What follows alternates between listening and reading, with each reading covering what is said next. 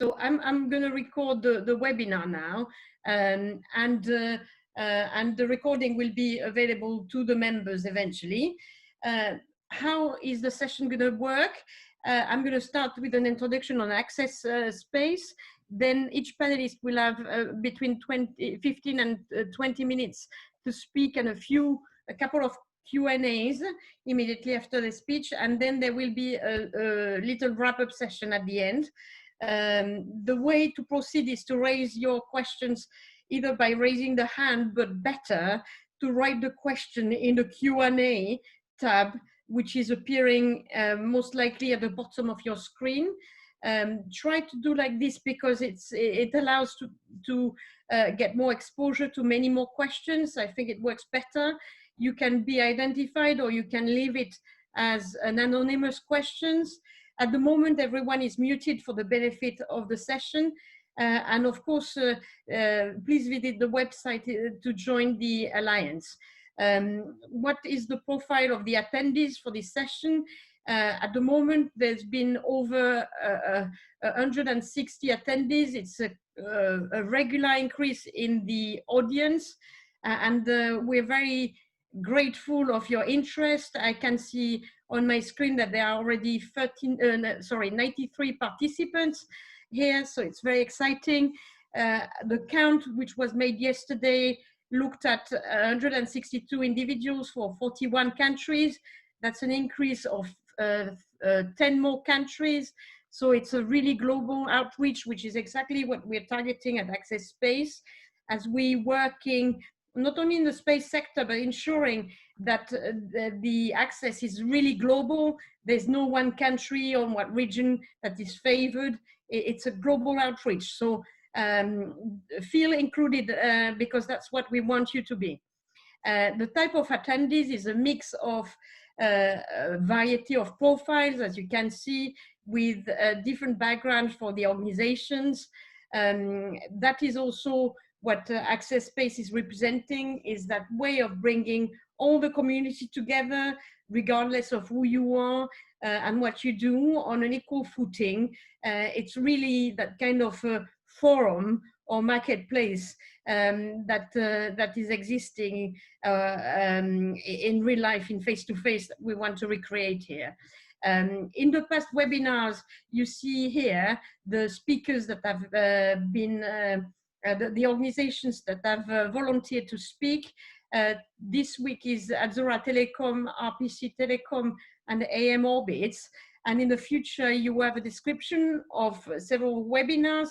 So we're going to carry on doing it. If you have an interest into speaking, please go and direct your queries to Tony, as he's coordinating the organization of the webinars. ACCESS.SPACE Alliance really took off a year ago after an idea that I had earlier, and we are a strong team of 3 directors. So Tony is a co-director, as well as Christian from Germany. What we're trying to do is, through our work, at the moment we're all volunteers, we are really trying to bring the community together. We had an event, a conference at EXAT for the European Space Agency that attracted over 100 people.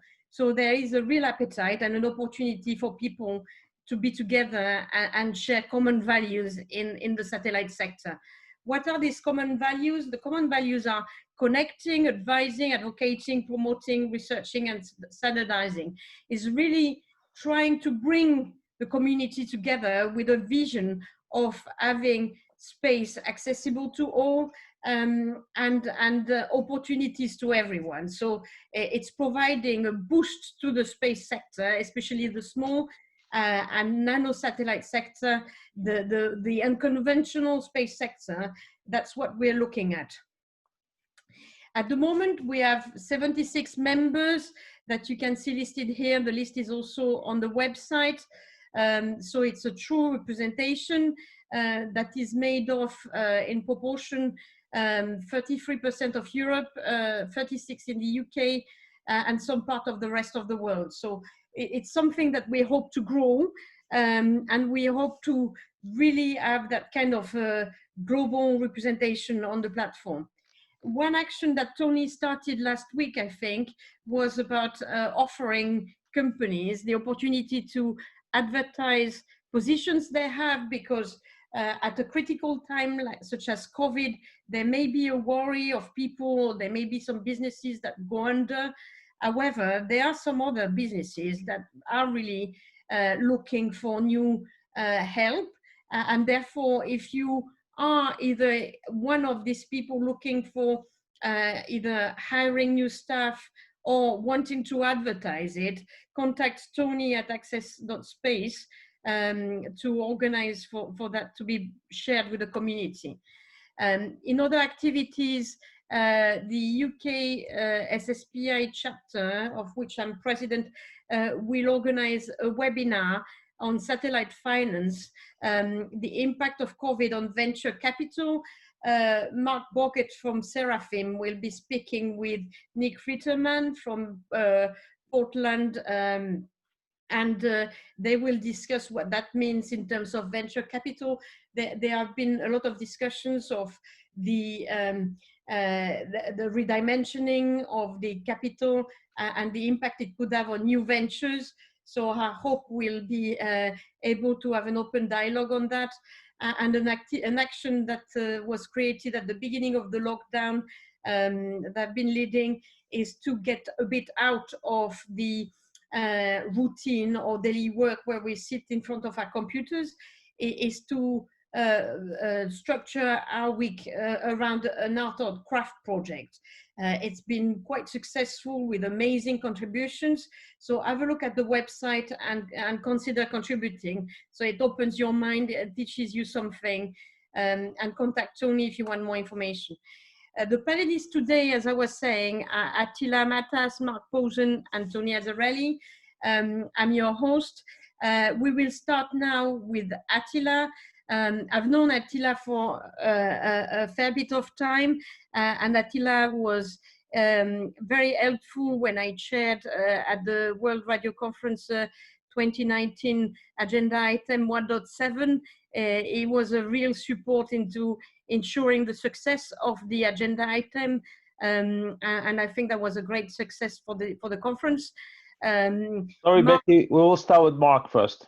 Oh, we'll start with Mark. Okay, so Mark is a key consultant and has a huge knowledge, and we work on some topics together from time to time. So it's fantastic to see him, and Tony, of course, who's been through different career paths, and he's going to introduce himself later. And you probably all know him. So let's start with Mark. Mark, if you want to take the floor, introduce yourself. Thank you. Well, thank you, Betty. Thank you to you and to Tony for inviting me and giving me a chance to talk in this interesting webinar that you've organised for us today. Yeah, as you said, I'm Director of RPC Telecommunications here in the UK. I think probably the best thing is just let me get on with my presentation, because I can, the presentation sort of explains a bit about who I am and what I do. So let me just try and share the screen, and hopefully that's all working. Can you see me okay? And more importantly, Betty, can you hear me okay? I should say I'm locked down in a very rural location with a not terribly good internet connection. So I think what I'm going to do, if you don't mind, is I'm going to turn my video off. Because I think that might help you to hear me better. Betty, can you? That's fine. That's fine. We hear you. Can you hear me okay? Yes, I would tell you if I don't hear well. Fantastic. Okay, so let's begin. So, as I said, I'm Mark Posen, and I've titled my talk, "We've Got the Spectrum," right? Posed as a question, and we'll see why in just a moment. But just before delving into that, let's just say a few words about myself and RPC Telecom. So the company's been around for quite a while. It was founded in 1993 by myself, and in what's now getting on for nearly 30 years, we've supported the orbit spectrum acquisition and regulatory requirements of a large number of clients throughout the world. we started off mainly working with geostationary operators, large operators, governments, but as you'll probably guess, in recent years, our work has been much more focused towards the small satellite startup end of the market. And that's posed some interesting challenges.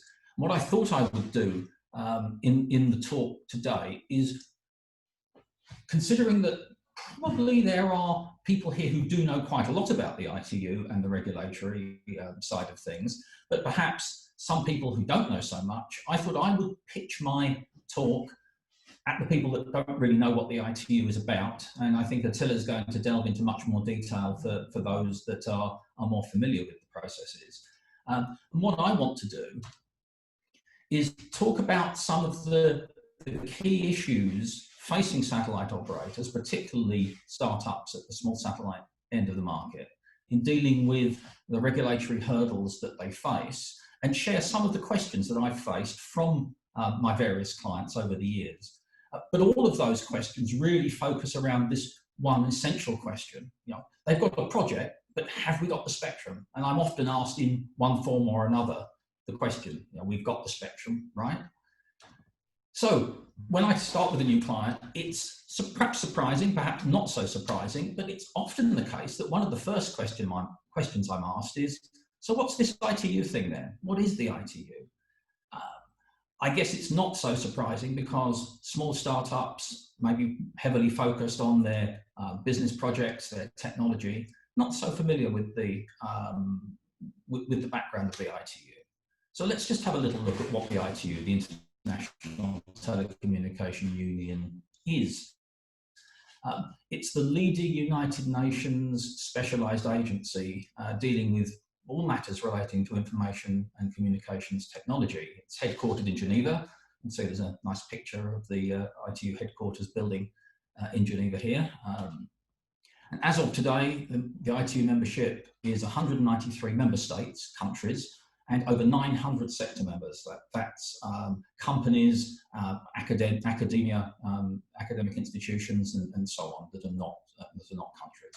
And as I said, the ITU has a broad remit covering much of ICT, but one of its key functions, and the one we're going to look at today, is regulating access to the satellite spectrum and orbits. And ITU does that so that we can avoid harmful interference between the radio stations of different countries, essentially. So in order to regulate access to spectrum orbits, the ITU has effectively a parliament. It's the World Radio Communication Conference. It's the sort of lawmaking body of the ITU. And it meets every 4 years, and it does a number of things, but the things that we're interested in for the purpose of this talk are really two things. It defines the spectrum allocations. So which pieces of spectrum can be used by which types of service. You can't just put a satellite system in any piece of spectrum you like. Spectrum is, as probably most of us know, is allocated some spectrum for terrestrial mobile, 5G, some spectrum for broadcasting, and so on. So we need to know where the satellites can operate. And most importantly, they define the rules. And the rules are a large international treaty, the radio regulations. It's a chunky set of 4 books, if you're old school like me and still like to use it on paper. It's about 2,300 pages of legal and technical rules. So the ITU sets the framework, and within that framework, we have to operate to gain the international rights to use the orbits and spectrum that we need for our satellite project. So once I've explained to clients, you know, what the ITU is, probably the next question they ask is, well, what's this ITU filing thing all about then? And then we have to look at how spectrum is assigned. So within the ITU, some spectrum is reserved for each country. There's a limited planning approach. A small amount of spectrum is reserved for every country, but this is only for geostationary satellites and only for the broadcasting and fixed satellite services. But each country gets one coverage. So you can see here in this in this image, there's a beam covering United Arab Emirates territory.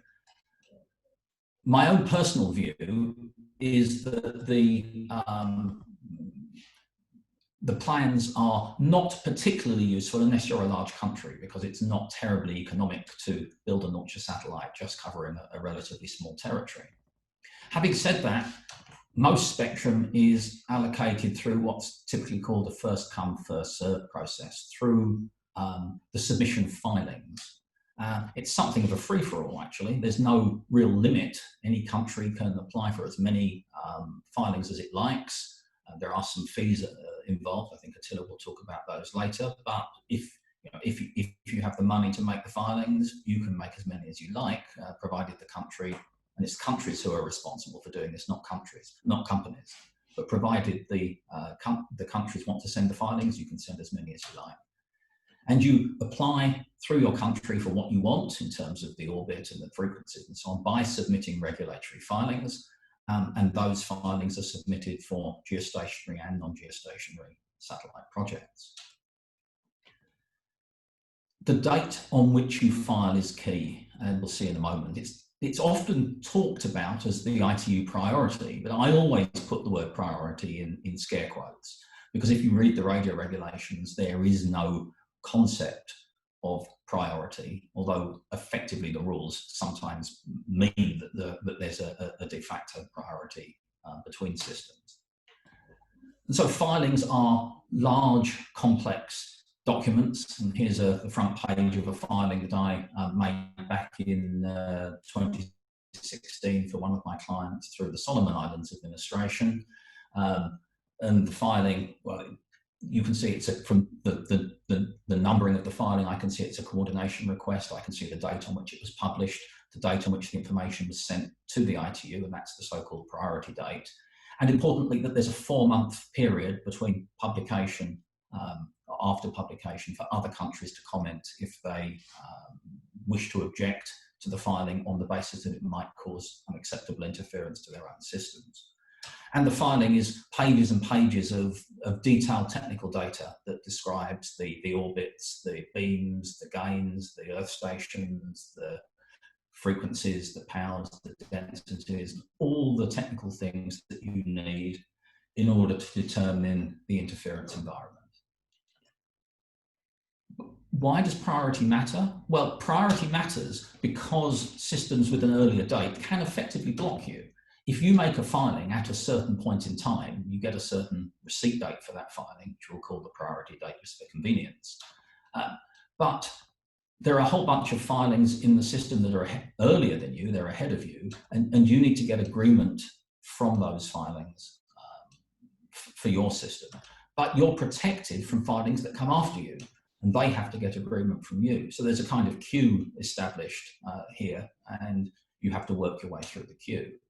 An agreement is achieved by proving that there is no unacceptable interference from the new system to the old, and in principle from the older system to the new as well. And your point in the queue is protected, for the majority of cases, protected for 7 years, and if you don't bring into use. So once you've brought into use, then effectively you can operate for more or less an infinite period of time. But you have a 7-year period during which you complete the regulatory processes and launch your satellite. So having explained this kind of thing to my clients, the next types of questions that I'm commonly facing is, but we didn't know about this, we're already in orbit. I mean, that does happen. You might be surprised that some people get their satellite into orbit without going through any of that process. Or perhaps more typically, they'll say to me, well, okay, you've told us all about this, but we launch in 3 months or 6 months, and now we've just found out about the ITU. Well, okay, that might be a bit of a problem. And I think if you're developing a satellite project, particularly a small satellite project, you need to be aware of the timing. I'm no lawyer, I'm an engineer, but you need to be sure, if you haven't followed the correct regulatory processes, you might be in breach of your own national law. But more importantly, in the radio regulations, the ITU member states have agreed to follow the processes in the radio regulations. So your country has given an international commitment to follow those processes. And if you're launching your satellite without following those processes, then you're potentially putting your country in breach of those commitments. So you better hurry up. The ITU must be notified. It's mandatory to notify them if you're going to make any use of the radio spectrum for international communication, or if your use of the radio spectrum is capable of causing interference.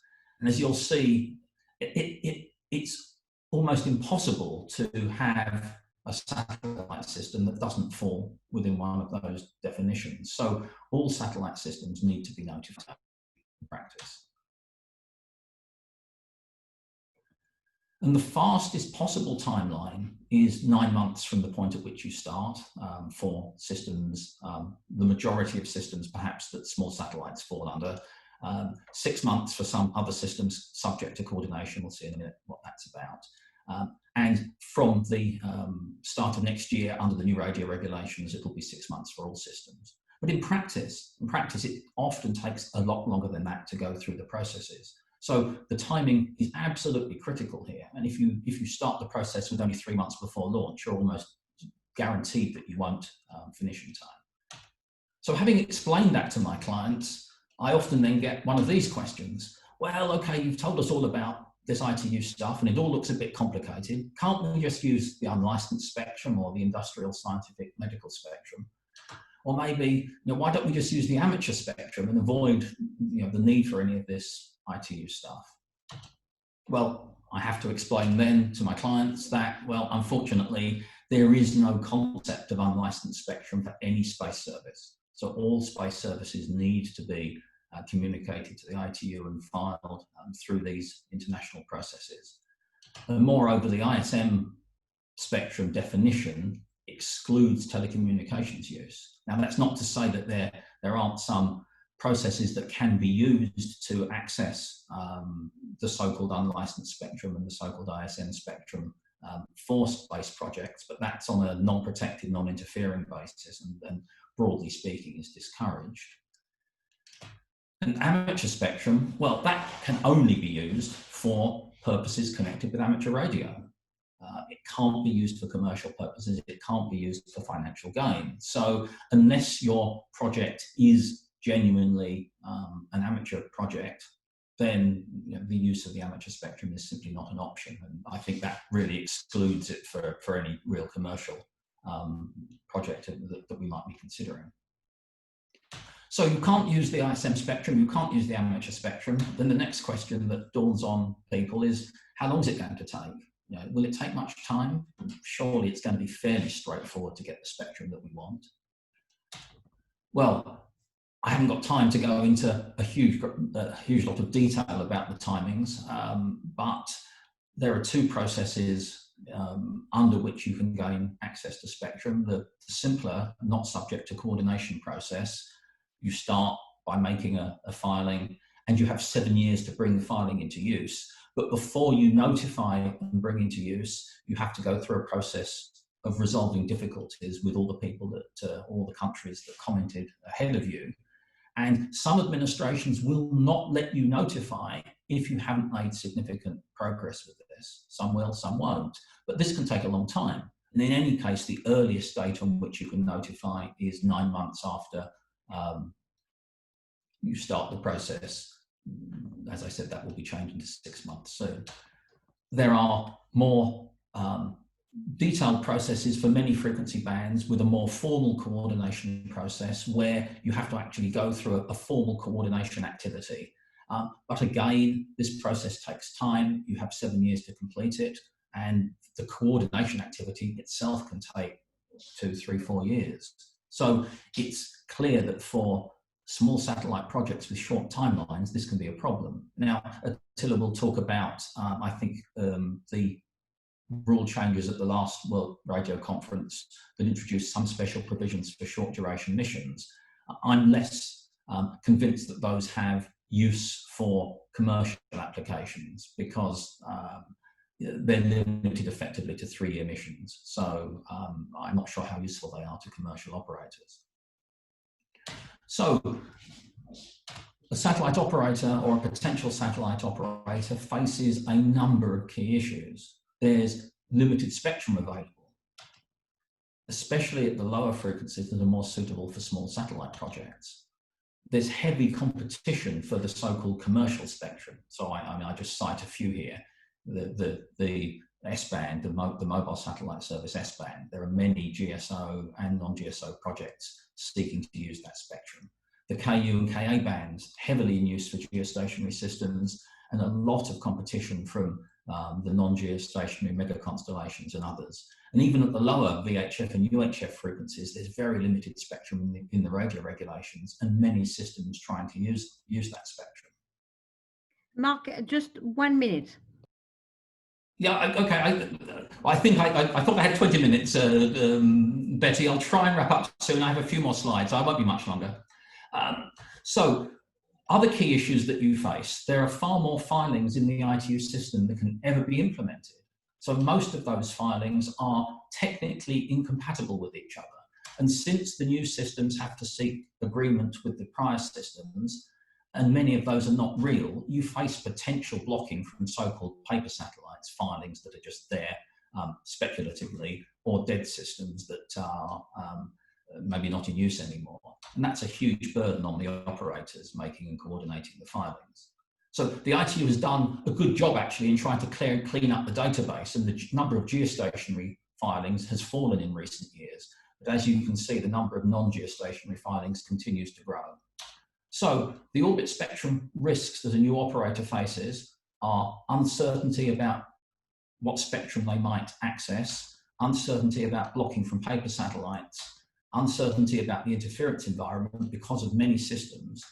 And my experience shows that if you can't get orbit spectrum resources, it can kill your project. So in answer to the question I started with, have we got the spectrum? Well, maybe not. And the ITU process is critical, and I like to draw it as a pyramid with everything standing on the spectrum and orbit point. If you chop that point away, everything else falls away. So you have to be very careful. I'm almost done, Betty, a couple more minutes. So if you want to obtain orbit spectrum rights, what should you do? I think the most critical thing is to understand the process and understand the timelines and plan ahead. Make sure you provide sufficient resources to the team within your organisation that has to do this work. Consult early with your national regulator. I know there are a number of national regulators here, and I'm sure they would rather hear from their satellite operators early on than be faced with a system that's ready to go to launch and the regulatory work's not done. But you can also consider which national regulator. You know, the ITU doesn't restrict which regulator you use, and there are perhaps some regulators throughout the world that are easier to work with than others. And then work with experts, work with people like myself, Attila and Tony, who really know this stuff and have been doing it for years. And if you do all that, then the answer to the question, we've got the spectrum right, well, hopefully it will be yes. If you've done everything correctly, you'll get the spectrum and the orbits that you need, and you'll be successful with your project. So thanks all. That's a whistle-stop tour through some of the issues facing new satellite operators. Sorry, I went a little bit over, but hopefully you found that useful. And Betty, back to you. Thank you. Thank you very much, Mark, and sorry for putting pressure on you. You're right. You finished completely into your 20 minutes, but so it worked fine in the end. I'm going to ask you one or two questions, maybe the easier one. There've been more questions asked, but there is an opportunity towards the end of the session. So one of the questions that was asked was answered by Attila, but maybe you have an opinion. What would you suggest for non-UN member countries to register for spectrum? Well, it's an interesting one. I'm not a lawyer, remember, I'm an engineer, so maybe I sidestep that one. I mean, I think so for that, Attila said, find a notifying administration. Maybe it's the easier answer. Well, yes, it's a good idea. No other answer. There is no other answer. Only the notifying administration can submit a filing, so it's cheap, free of charge advice. You're right. I mean, I am aware. Well, I mean, perhaps we shouldn't go into specific cases, but I mean, I think some countries, will try and, or some states will try and follow the ITU process, even if not a member of the ITU. But you're right. I think that a satellite operator is based in a particular country, but they can make their filings through any country they like, certainly. That's very good. The next one in line, and then we can address the other ones into the discussion, is a question about the priority. And you touched upon that briefly. Why does one see still so many NGSO filings?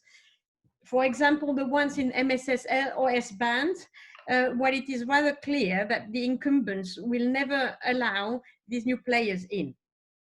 I think that's a really interesting question. I think it falls down to two things. First of all, it's very easy to add frequencies into a filing when you're making a filing. So the temptation is just to file everything because you're not entirely sure what you want to operate. And sometimes it's not a bad idea to do that because it helps you disguise the frequency band that you're actually targeting. But also, I think that the operators of new systems genuinely do hold out hope that they will be able to access this spectrum. I mean, they can access it without the permission of the incumbents if they can find a way to operate on a non-interference basis, for example. So I don't think, I think people who are filing in heavily used bands have realistic expectations of how they might be able to use them. But I don't think they necessarily regard the opportunities as being completely blocked. Thank you very much for that. So I will pause now on you, Mark, invite Attila, and then we will reconvene at the end of the session. So you will be able to contribute to the general discussion. So without any... Betty, just a second for the attendees. Do not delete your questions. We will ask those questions at the end when we have the Q&A sessions. Please don't delete your questions that we haven't answered yet. Thank you. Okay, thank you very much for that precision. It's very important. So Attila, the floor is yours. Okay, hello everybody. Thank you, Betty. I hope you see me all. So after retirement in 2017, I decided to help to the satellite community, to help with to share my knowledge and experiences in the satellite regulation. So this presentation, what I'm going to show you now, is part of this. So I hope, Betty, confirm me that you see the presentation. I see your screen with the PowerPoint open, and yes, we can see your screen now. Excellent. So let's go to see the challenges which are coming to the small satellite community when dealing with the orbit spectrum resources. So here you see my 7 points which I'm going to cover today. And the first, there are some slides which will slightly overlap with Mark, which is good that we can repeat some important points, and Mark prepared for me some very nice ideas which I will share with you.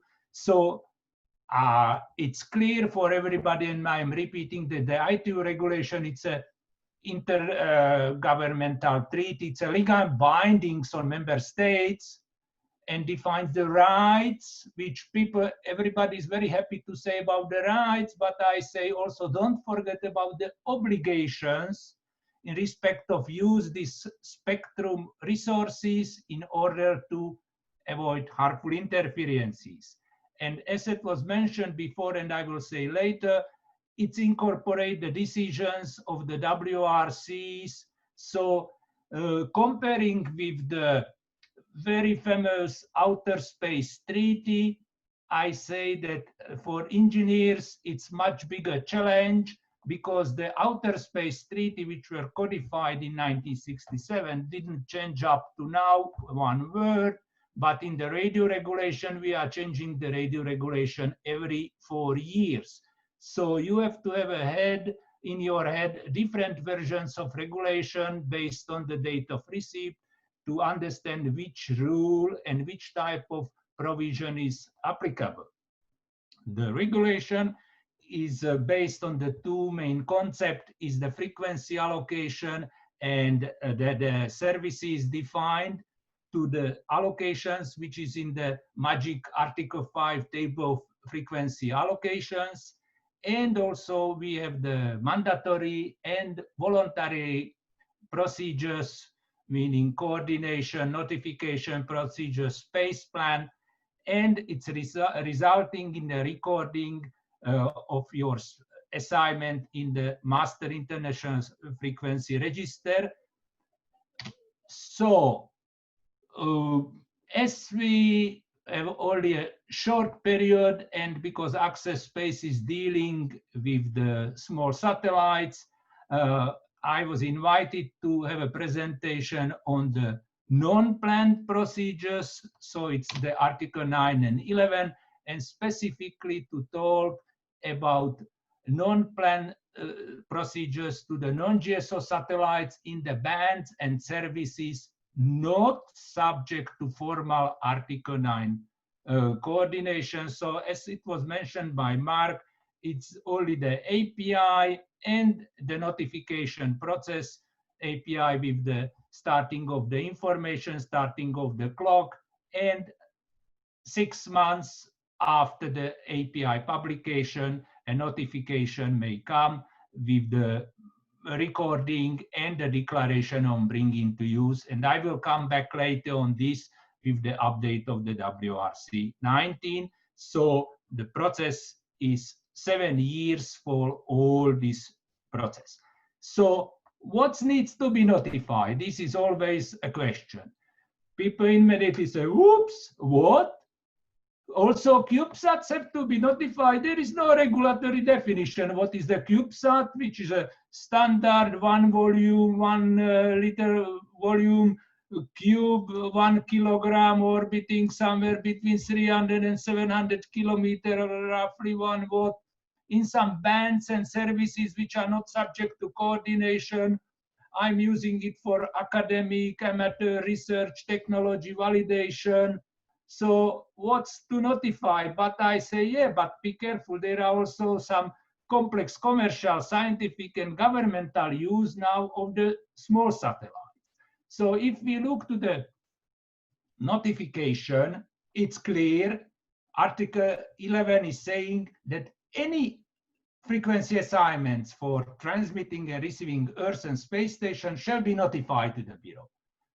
We were capable of causing harmful interference. There is a first big missing of understanding. Because a lot of satellite operators, they decide themselves to say, why I have to notify? I'm not capable to cause harmful interference. And there, the missing of understanding is coming, because it's not only the decision of the satellite operator or its administration about the harmful interference. It's also the part of the technical and regulatory examination of the Bureau, let's say, to verify if the satellite is not exceeding the PFD limits, if it's following all the required procedure, or also the administration may comment to say, look, I'm in the share band and your satellite may cause harmful interference to me. So I am immediately stressing, be careful that decision if it's creating harmful interference or no, it's not only on the side of the satellite operator. And certainly, if we use the satellite for international communication, and also if we are seeking to obtain international recognition, we have to follow the notification process. Other trick is, which is done very frequently, that satellite operators submit the API, we call it 4.4, so not following the Article 5 table, and they think that it's done, so I'm not making interference, I'm submitting 4.4, goodbye. But again, as you see in the notification and the radio regulation is expecting that the satellite operator and administration will submit also the notification, not only the API, because only in the notification can be submitted a non-conforming assignment under 8.4. So it's a 4.4 recording for information purposes only. But again, if we look to the rules of procedure on the 4.4, administration have to take this very seriously. If they are violating or not following the Article 5, they have to provide written commitment in the elimination of the interference and making a determination to guarantee that this assignment, the satellite, will not make interference to anybody. So it's not only just a statement, it's a very serious supporting document to say that, to prove that it will not make interference. And please don't forget that the notification of your satellite frequency assignments is the only way to inform about the bringing into use, because this is part of the notification, and request the Bureau to record your frequency assignments based on the favorable examination by the Bureau, based on the favorable findings, to request for a recording in a master register and protect your satellite system. So we are discussing a lot of time about the small satellite characteristics. For this, I am inviting you to download all the ITUR reports with the note that be careful. All these notes are reflecting the situation before WRC 19. All these reports you can download free of charge and study and understand better the characteristics of the small satellite systems. So what frequency bands and services? Certainly the magic is the Article 5, the table of allocations, where most of the bands are now shared between terrestrial and space or between different space services. And from this, one service is always a primary, or it can be more primary services, but at least there should be one primary service and some secondary services, and certainly the secondary service shall not cause harmful interference and not claim protection from the primary service. And also there are some footnotes, the magic footnotes, which may include some restrictions and calling for Article 9 coordination, or allowing to operate in particular country or service area, or region 1, region 2, region 3, not causing interference to other services, etc., etc. Here I'm showing you first the sample of how, let's say, the amateur satellite services in the Article 5. You see that in the 144, 146 megahertz, you have the amateur satellite service as a global primary service and shared co-primary with the terrestrial amateur service. In the 43440, the magic 70 centimeter band, there is no amateur satellite service in the first look.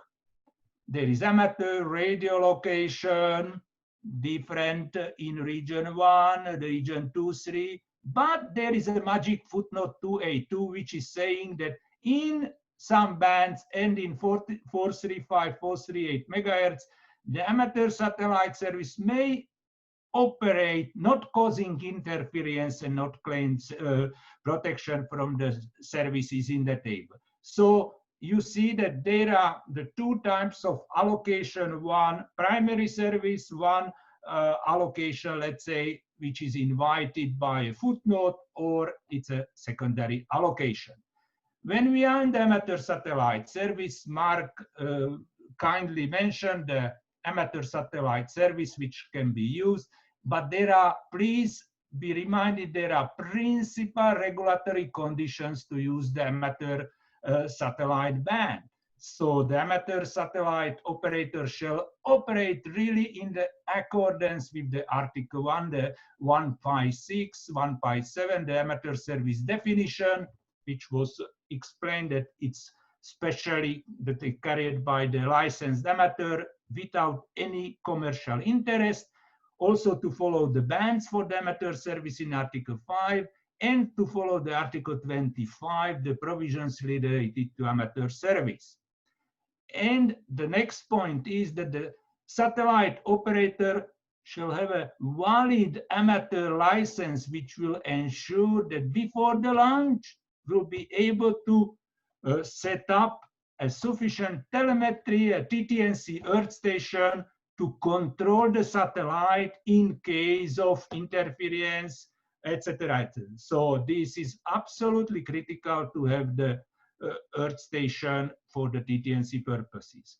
Plus, it's expected the submission of Article 9 API for information, and later the Article 11 notification to Bureau. And also I am sending a very strong point. Please don't forget, if you are using the amateur satellite bands, that you should coordinate your operation in advance, in the time of the API, with the International Amateur Radio Union Satellite Coordinator, to avoid problems with the other amateur satellite in the bands and the terrestrial amateur service. So the YARU coordination is not a formal coordination under Article 9, because we are talking about satellites not subject to Article 9 coordination, but it's a must to avoid problems when you are using the amateur band. So now what's to do if I cannot use the amateur service bands, and I don't want to use the bands where the formal Article 9 coordination apply? Solution is here.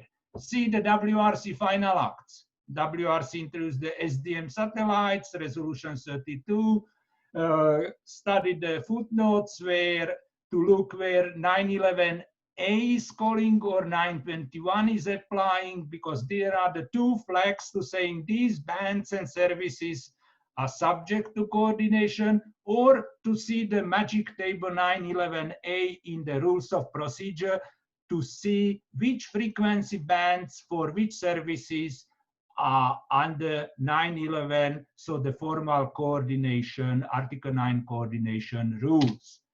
So the WRC, as was mentioned by Mark, is updating the regulation, 17 agenda items, etc., but also some agenda items related to non-geo satellites. Please note that the final acts were signed on the 22nd of November 19, and the resolutions and some footnotes and services and decisions went into force immediately with the final day of the WRC, but the general update of the radio regulation will go into force from the 1st of January next year, the 1st of January 21. For exceptions, please read Article 59 and Resolution 99 of the final acts. So the magic SDM, WRC 19 introduced in following the agenda item 7I, new category of the space systems, which is the short duration mission satellite systems. It's not a service, it's a identification of the special identification of the non-geo satellite systems not subject to Article 9 coordination, calling it SDM, short duration mission. There, WRC introduced some special provisions if you wish to use the space operation bands for the SDM. I will come later.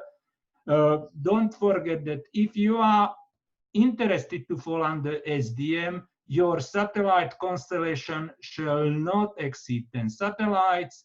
Your launch date will be automatically considered as the bringing into use date, but you can notify your satellite system only after launch of the first satellite. If there are more launches, the first satellite launch you have to notify. And the maximum period of the operation is 3 years from the launch date, without any possibility of the extension. And I just remind you that any tricks relates to change of the notification parameters or suspensions and coming back are not allowed for the SDM satellites. So just one more minute. Yes, I'm speeding up. So the WRC-19 introduced the 137.138 band for the downlink with the power limit to protect the aeronautical mobile. So as you can see, the space operation is coming to the band and may operate if the SDM space operation. And also especially to say that this band, if you are using the short duration mission, you are not under Article 9 coordination. If for the uplink, for the 148, 149, again, the space operation is coming in for the SDM. And if you are below the PFD limit, which is defined, you don't need to coordinate under 921. If you are above, you have to coordinate under 921. So there is a strong reminder for you also, if you are operator or you wish to operate the 401, 403 megahertz band, don't forget that for any new system, the restriction as of 23rd of November is 7 dBW ERP. For the old system where the notification were already submitted and brought into use, they have a grandfathering up to 2029. And as of 29, after then everybody have to follow the limits. This is in order to protect the meteorological data collection platforms from the high-level ERPs. So the next two slides are the summaries of the bands which I am recommending to use for the non-geo small satellites. There are the allocations and the messages with footnote is applicable, and how to use it if you will read the footnotes. After then, we have to say that the clear majority of the non-geo satellites are not under formal Article 9 coordination. They have a shortest regulatory limit, which is from API to notification submission. If you wish, we will come in the next slide on it, the 9 months time for the notification, or 6 months under new rules. If we compare the cost recovery fee, if you have a satellite network, non-geo system, but subject to coordination and certainly notification, so under 921, the cost recovery fees for the coordination roughly 6,460 and the notification 7,000. So in fact, you pay the cost recovery fee 13,490. But if you are in the non-GSO, not subject to coordination, you pay 574 advanced publication and 7,030 for the notification. So the cost recovery fee is 7,600 francs. So my last two slides, I go fast. So the you submit the API, Bureau under current rules, Bureau is published it in 3 months. After then you have 4 months commenting period on your API. After then Bureau is publishing the API B, and in fact 6 months from the API you are allowed to submit the notification, which is published 2 months after the submission in part 1. And after then, based on the Bureau's technical regulatory examination, if it's favorable, it's recorded in the master register we will bring into use. If it's not favorable, it's going to part 3, and you have to come back, resubmit, modify, but everything has to be done within 7 years. But WRC 19 changed the rules. As of 1st of January, you will be, when you submit the API, Bureau will publish it in 2 months instead of 3 months. After then, the commenting period stay again 4 months, but because the Bureau will publish online all the comments during the commenting period, and you can start to solve the comments. And in fact, 4 months after the API publication, you can submit a notification. Be careful, SDM satellites only after the launch and not later as 2 months after the launch. So Bureau is also publishing the API-Bs, and after then, as I mentioned, the 4 months after the notification and 2 months after the notification, Bureau is publishing the Part 1S. And there is now a fixed in the resolution 32 is that 4 months after the notification submission, the Bureau have to publish for the SDM satellite the results of the findings. And in fact, if you are lucky, in 10 months, you can have your SDM satellites recorded in the master register. So with this, I finished the SDM, but I would like just to stress you with 2 decisions of WRC 19. One is related to agenda item for the WRC 23 about the studies of the IoTs, so the data collection platforms for L-band and S-band to make a narrow band MSS data collection platform studies, and this will be reported based on the ITUR studies to the WRC 23 to make a decision on it. And the second study is for the WRC 27 to study the space-to-space communication. Some of you know about the violating or going outside of the radio regulation today to do a data collection space-to-space between non-geo, different non-geo systems or non-geo NGSO systems in the bands where there is no space-to-space transmission. So you can do it only under 4.4, but now the studies are starting to look to it to find if there is a solution to have also a space-to-space allocation in the bands. But I am stressing this is agenda for the WRC 90. Attila, you really need to wrap up. I am finishing. This is the last page of the summary of the free of charge download documents. Thank you very much. Goodbye. Thank you very much, Attila, and you can come back in the discussion later. Yes, It was full of information, and thank you for all this information provided. What is very interesting is that we've had a look so far that is purely from a satellite perspective. But of course, when you design a satellite system, you have to look at the issues around the satellite, the telecom links on the satellite, but they connect somewhere on Earth. So you have to look at that in a holistic manner and actually also record that. So Tony, after these presentations, which have been amazingly detailed, thank you, Attila and Mark, about what you did. Tony, can you put them into context for the whole satellite system? Thank you. Thank you, Betty. Can you hear me? Can you see my presentation? At the moment, yes, you're on the, yes, last slide. Oh, it's last slide. Just a second. Let me just put it at the beginning of the slides. So thank you. Hi, everyone. Thank you for participating. Welcome to ACCESS.SPACE webinar. We are, I understand, from all over the world, which is a great thing to achieve.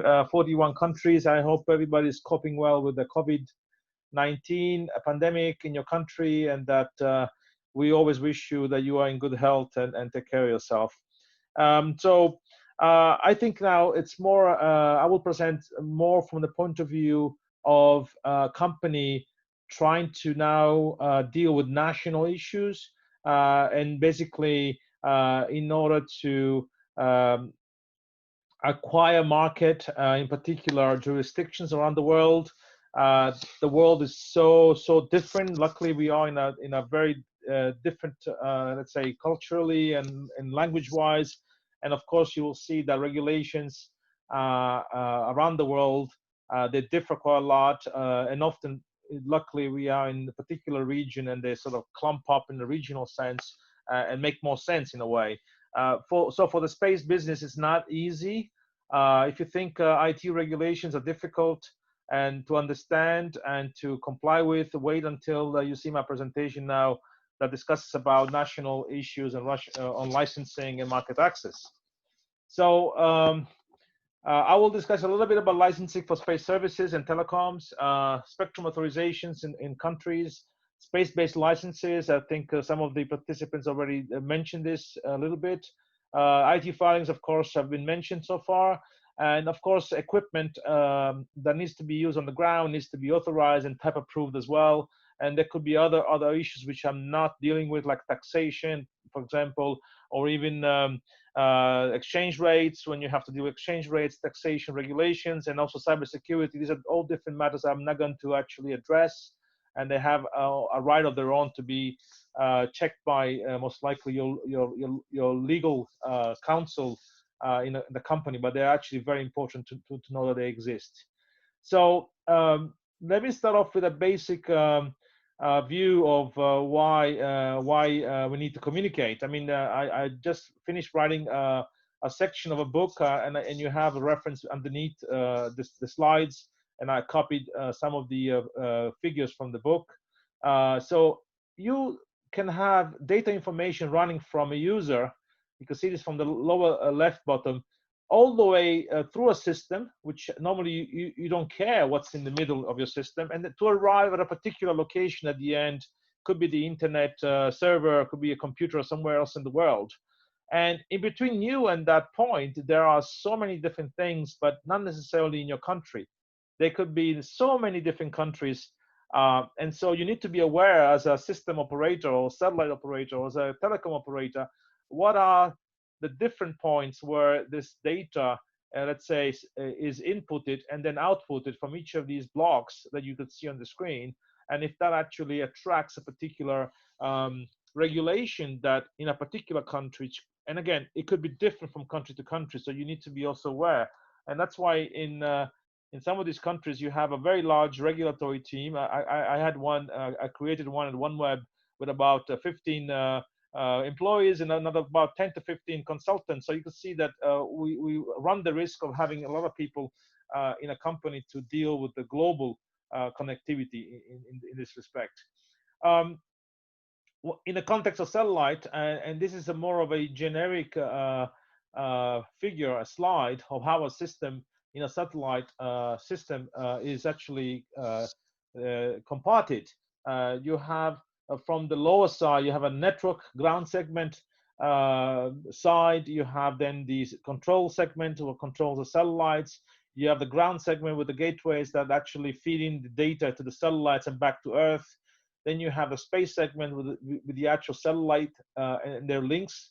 And then you also have the service and user segment on the right side, which actually arrives to a user. Again, you can actually manage to here see the end-to-end user side all the way down to the internet side, where you reach computers on the network segment. And so each of these points will attract a particular regulation. Let's start off with the space segment. Okay, we discussed first the ITU filings. I'm not going to dwell with this, but the only thing is that I want to add that there are particular national regulators around the world that deal with the ITU filing. These are called the notifying administration. At the ITU is an ITU terminology. Notifying administration will be organizations like Ofcom, the FCC, for example, MIIT, for example, in China, ISRO in India, and could be Cominfo in Indonesia. It could be ANFR in France, and so on and so on and so on. There are particular national administrations that deal with the ITU and the filings. Of course, I'll stop there because you already heard a lot. Then what's required at a national level is that in certain country you may need to apply for landing rights. It's a terminology, a term which is often very confused with actual licensing for the Earth stations or for the services. A landing right here is more about, can you land your signal into a particular country, or can you actually uplink your signal from that country? And that may require a particular authorization. It could be either a registration, very simple registration like it happens in Australia. It could be as much as a proper license for uplink and downlink in certain countries, and so on. So that is in effect quite an important thing to know. Not many countries in the world require landing rights. A handful of about 40 countries require such landing rights, so you need to actually know who they are. And also, some of these landing rights may require to have a local partner to apply for it. You can't apply directly as a satellite operator. You'll have to have somebody locally to do that.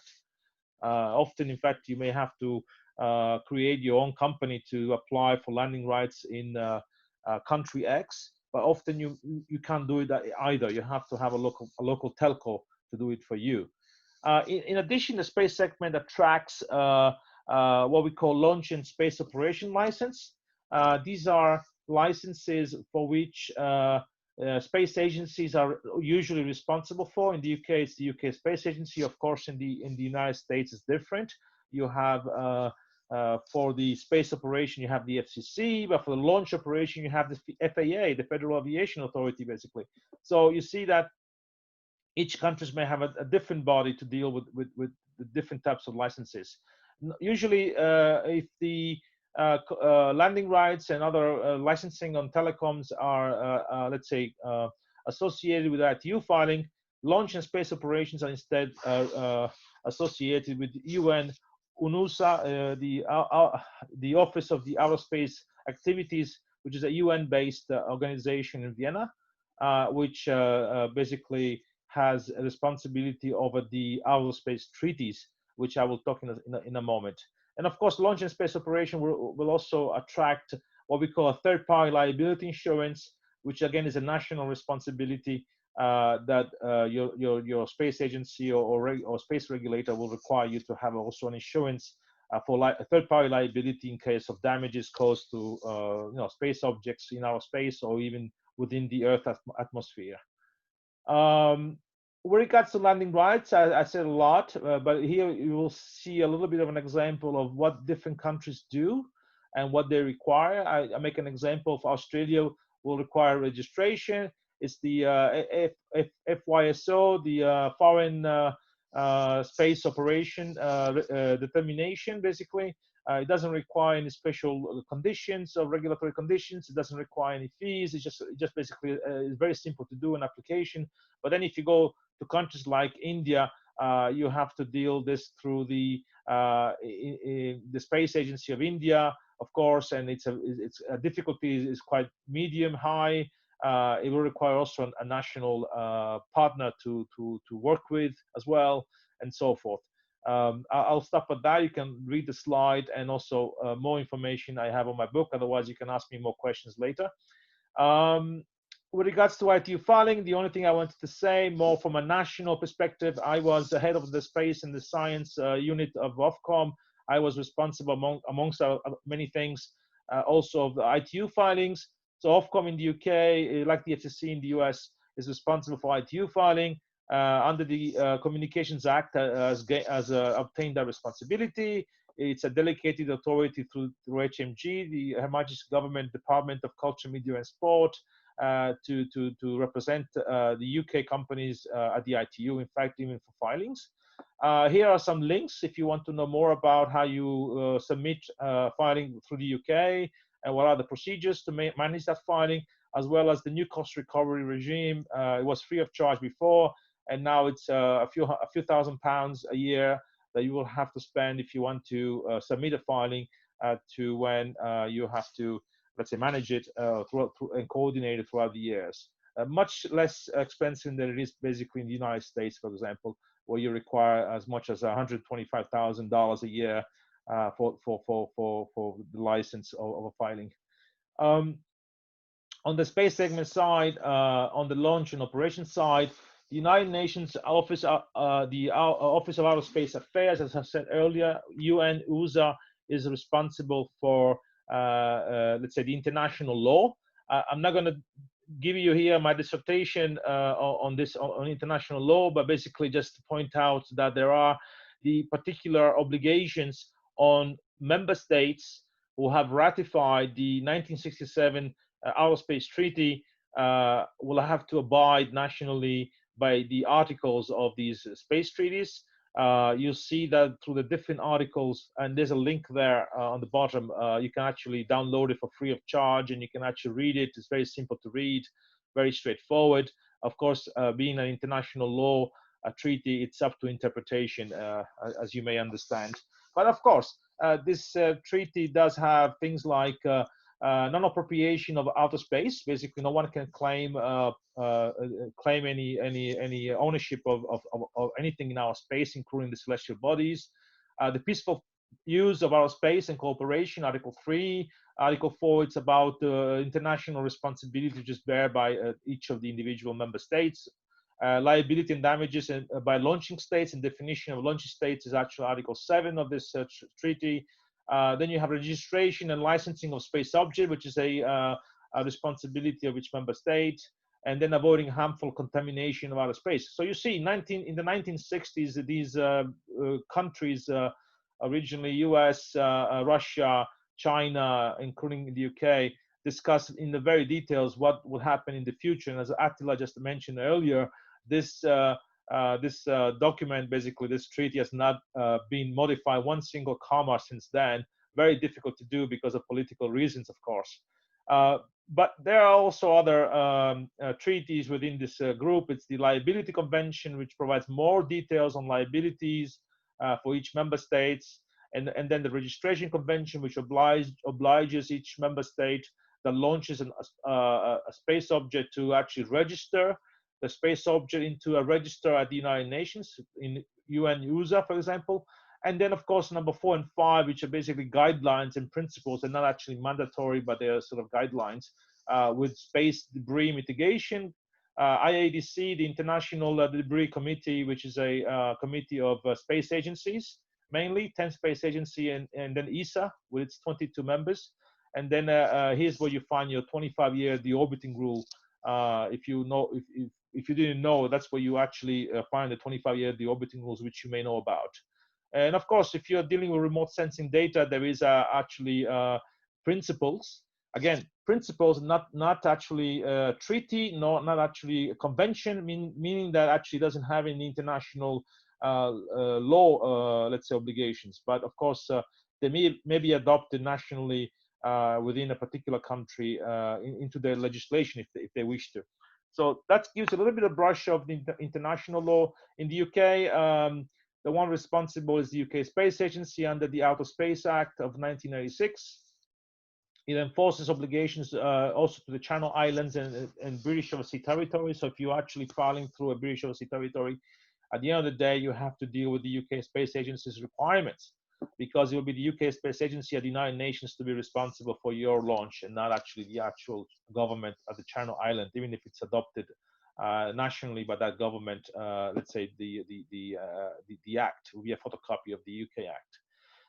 So the UK has adopted a traffic light system. It's on the website. The traffic light system will actually tell new applicants if they are going to be successful in their application to get a license from the UK. It's based on risks. You see here on the right side what it means. If you get a red light, it means that you will never get a license from the UK. If you have a yellow, it means that you have to go and modify your license application to become green. And then if you get a green, you get a license application. There are costs involved with this kind of license and the insurance obligations. You'll see that for GSO, there's a cap of 60 million euros per satellite. For non-GSO, it's on a case-by-case basis. I was responsible, for example, OneWeb to get their license for apply for their Aerospace Act and license a couple of years ago, and I actually negotiated on a case-by-case basis our sort of insurance cap, for example. And again, that's done on a case-by-case basis based on the risk of the non-GSO system that you're applying for. In terms of fees, it's £6,500 per application. It may take between 6 months to maybe 2 years if it's a very complex system to get your license. So better hurry up and do it as early as possible and submit it as early as possible. Ground segment. Next up, from the space segment, now we deal with the ground segment. Now you are within the jurisdiction of a specific country. So if you have your gateway stations, if you have your cables, or if you have your user equipment like satellite receiver and transmitter equipment, or if you have any other kind of equipment, even your point of presence, you may be attracted by a particular law that will say you need a license to operate this, basically. So in the case of the Earth stations, there could be several possibilities. It could be an earth station which is actually given to you through the possibility of a teleport provider or local operator, and then they will apply for the license, for transmit and spectrum license, for example. It depends also on the number of stations you may want to deploy. That's depending on your business model, and so on and so on and so on. The cost, I think I've given you next slide, the cost of how much these may cost in specific countries and the time it may take, difficulties. In addition to the earth station, as I say, you also have the control center. You may have the control and business operation center, and also in addition to that, you have access to the wide area network, which may require also licensing for point of presence, for lawful intercept, and for cybersecurity requirements, which I'm not addressing at this point. Only 1 more minute. Thank you. So earth station license, that's fine. You may require an ITU filing to refer in the application, which is satellite associated with that. You may require landing rights. In some countries, you may have to comply with spurious emissions, antenna emissions, for example, all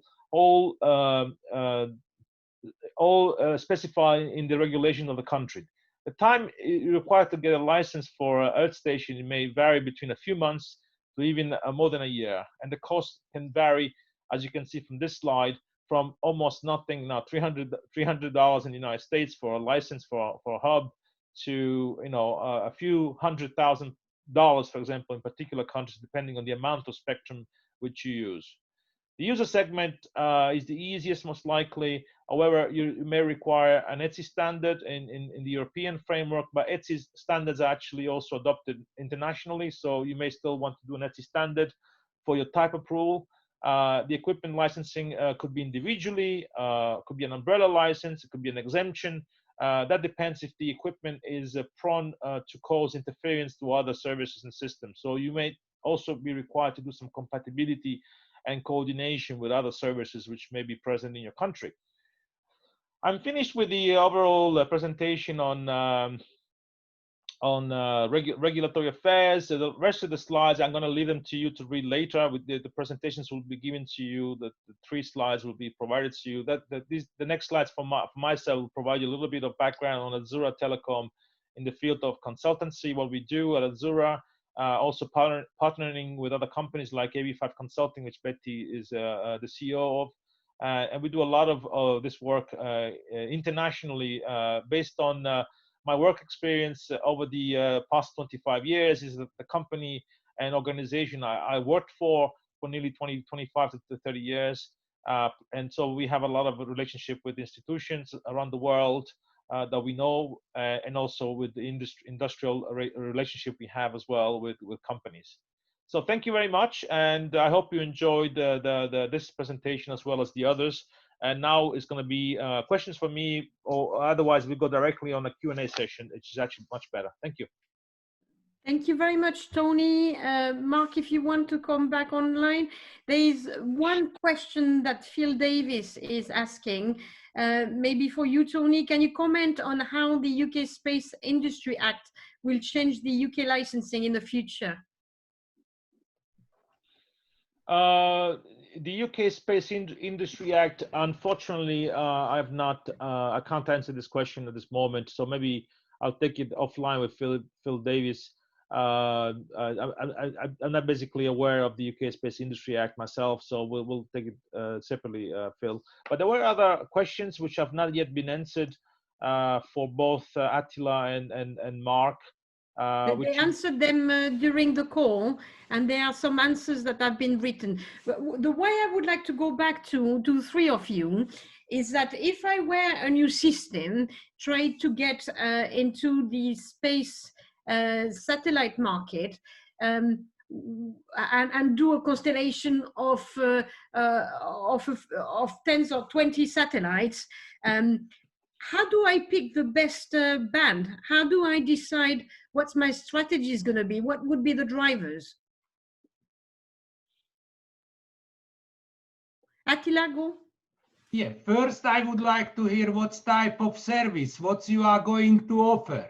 It will be what? Data collection, Earth exploration, or MSS. So the most important question is always what type of service. So if and how fast you would like to be in the space, because the small satellite community, I feel that they are always very nervous to say, IT is so archaic, so slow, that we cannot accept 5, 7 years, because people think that the 7 years is the must, that they have to work 7 years before launching their project. So for this reason, also the short duration mission is coming in. So if you feel that you need something very fast, use the short duration, because I would like to remind you one thing. For the non-geo systems below 1 giga frequency bands, if we forget the amateur bands, there is no one band not subject to coordination.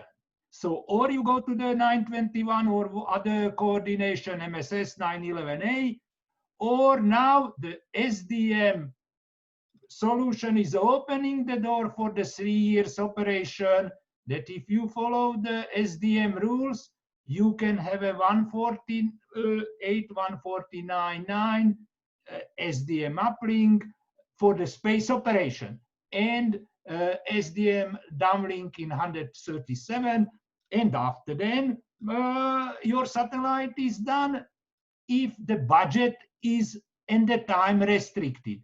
If the budget, time, and the restriction of SDM is not restricted, go talk with Mark and ask him for help for the satellite system subject to coordination. But you have to multiply your budget and multiply your time, because you are on the formal coordination, etc. So you cannot have in 10 months recorded in the master register your satellite systems.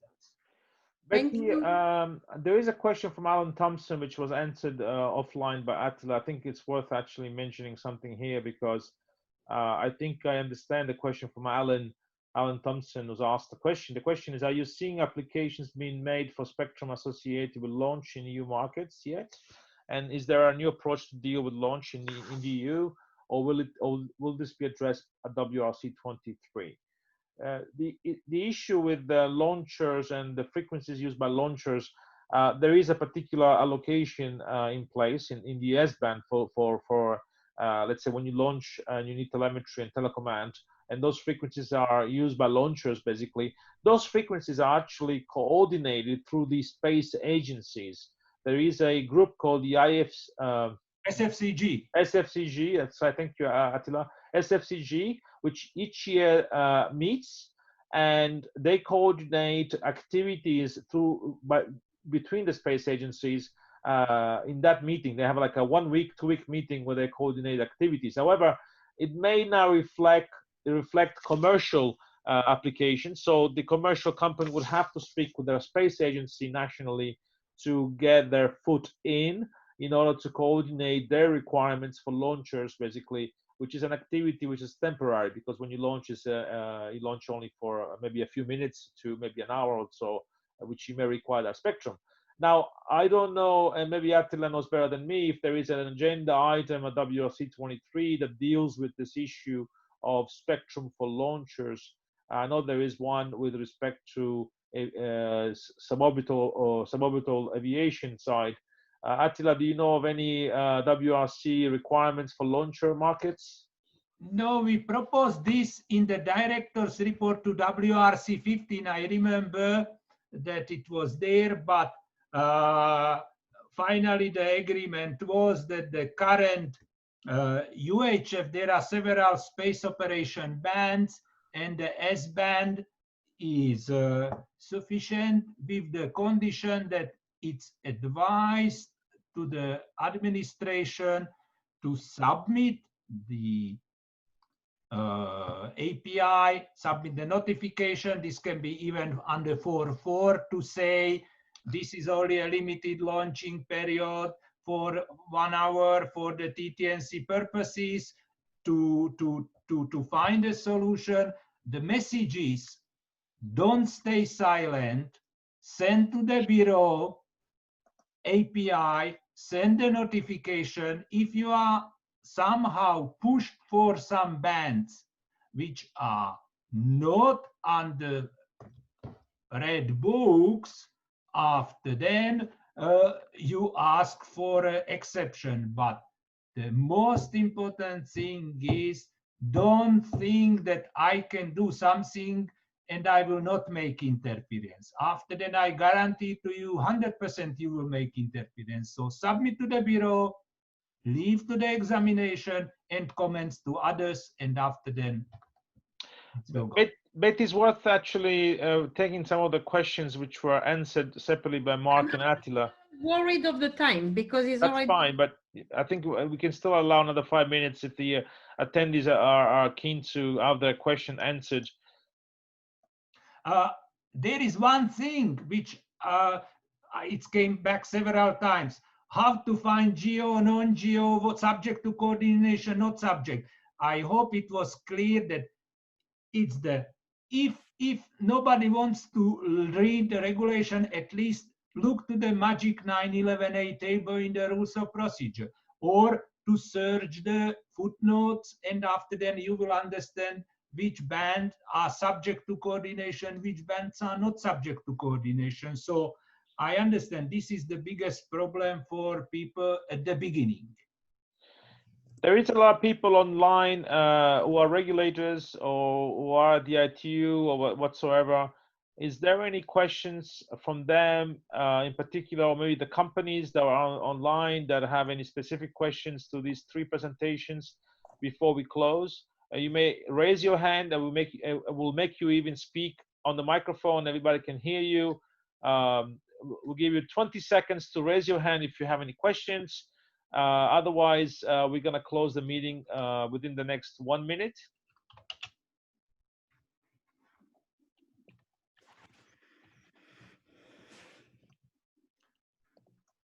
Betty, any new questions that will come?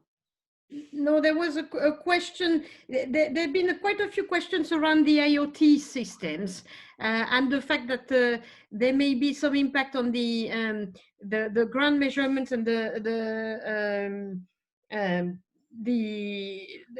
relationship between the IoT systems which are terrestrial based and those who are satellite based. And what type of regulations. I think one of the key elements in the regulations is it all depends on the service, as Attila was mentioning, that systems are using. So if you are registering a filing under a specific service, you have to stick to that service. And the conditions that are associated to that service are described in the radio regulations.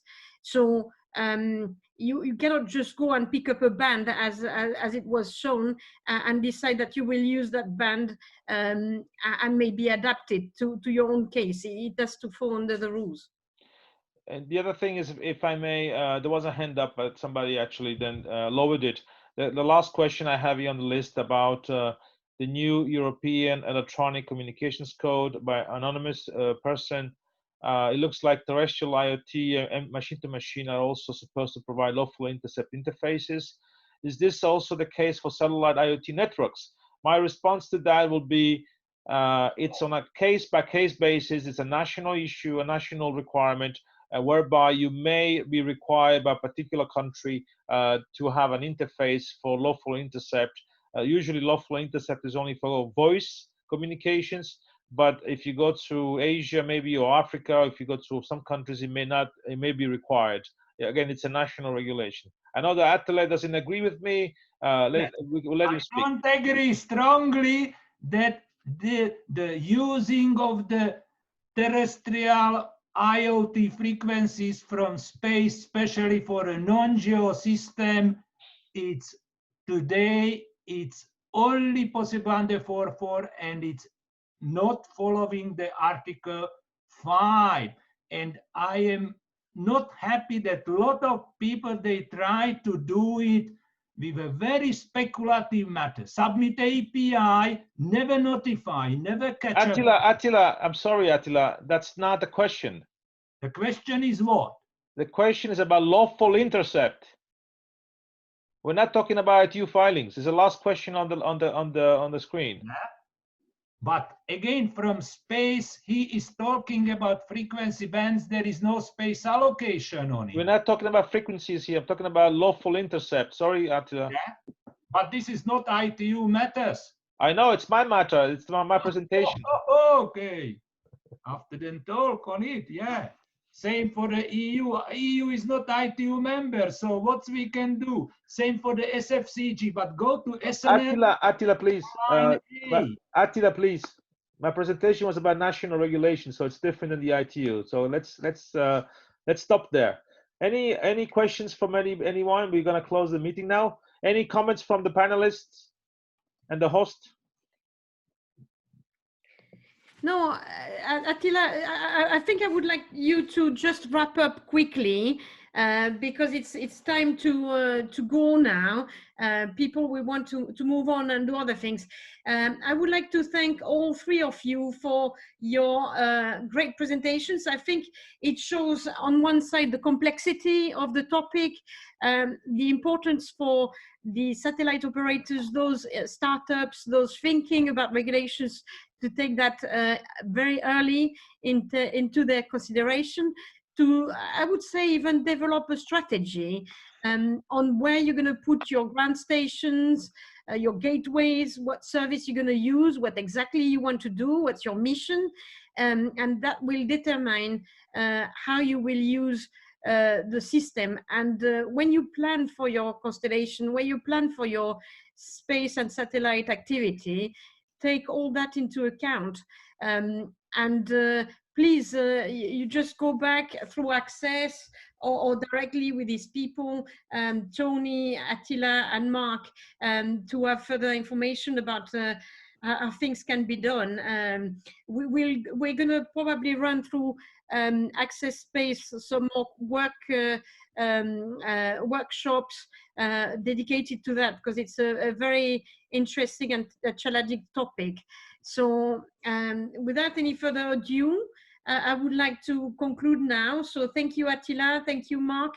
Thank you, Tony. Tony, you want to tell us when the next webinar is next week? So next week will be again on Wednesday. If you put up, can you show us the slide of what's gonna, which companies will be there next week? Wednesday at the same time, there'll be an hour and a half of webinar. Again, we go, this was a more specific webinar on regulatory affairs, ITU filings. The other webinars are more related to companies. So we're gonna have a webinar next week on the 20th, which is going to be a couple of companies which deal with financial and insurance aspects. And plus we're gonna have D-Orbit, which is a engineering company based across Europe.